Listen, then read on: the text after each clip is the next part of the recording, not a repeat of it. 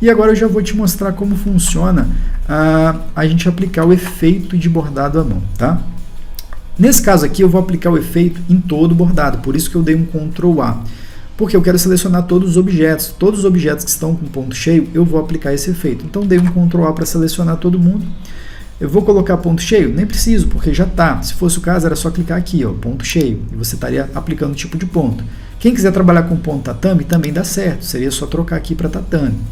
Nesse caso aqui, eu não vou trabalhar com tatame, vou trabalhar com ponto cheio, tá? E eu vou ativar também aqui, ó, a divisão automática para 12. Para quê? Porque eu vou estar limitando o desenho para que objetos que têm uma distância, né, entre uma coluna e outra, ou seja, a largura do objeto é maior que 12 milímetros, né, 1 centímetro, ponto 2, ele vai criar esse vinco no meio. Tá? Então, todos os objetos que o Wilco encontrar que é maior do que 12 milímetros, ele vai criar uma estrutura de pontos no meio justamente para não falhar, porque a máquina não aceita bordar ponto cheio com a distância maior do que 12 milímetros. Fica aí a observação, tá? Vai falhar o ponto na máquina se você tentar fazer isso. Então, por isso que eu coloco esse travamento aqui de 12 milímetros, que é o limite do ponto cheio.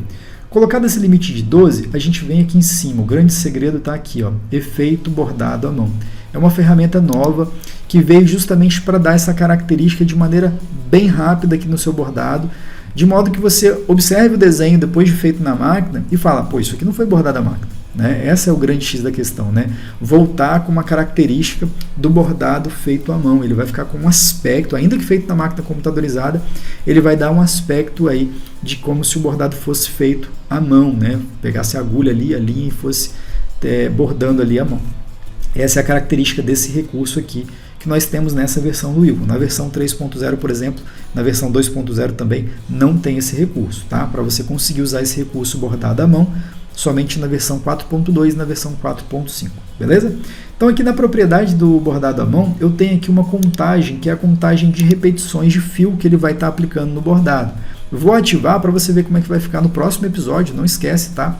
De assistir lá o próximo episódio, onde eu bordo isso aqui na máquina, juntamente com a Kátia ali, que você vai ver isso aqui acontecendo na máquina de maneira prática, e você vai ver realmente se o bordado ficou bonito, como eu prometi nessa aula aqui. Então, contagem aqui eu vou colocar 3 vezes, para cada ponto ser repetido 3 vezes, só que aí abre um precedente aqui para ficar com uma densidade muito pesada, então eu tenho que fazer duas coisas.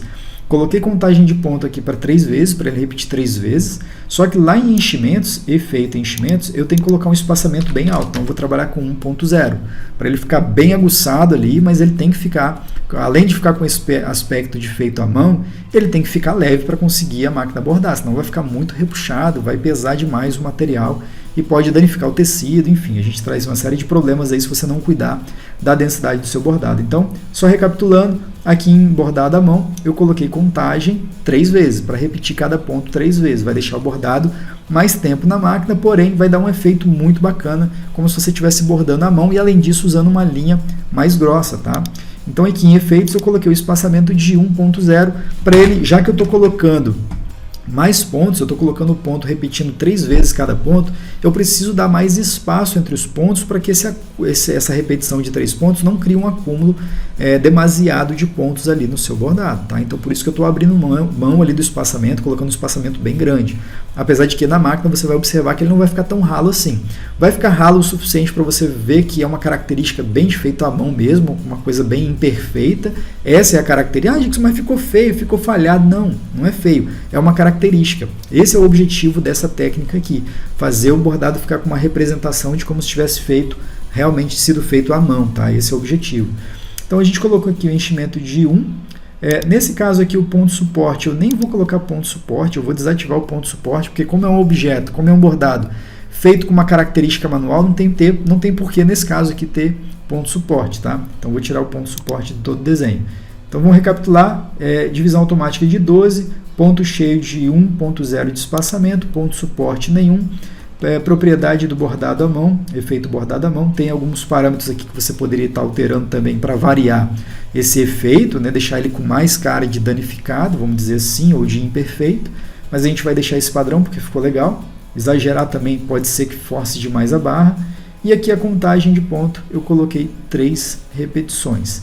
Bom, a única coisa que eu tenho que fazer aqui agora é ajustar esses objetos que eu falei no início, né, que eles estão passando demais um um para dentro do outro aqui. Então a gente vai diminuir um pouco essa entrada desses objetos aqui, ó.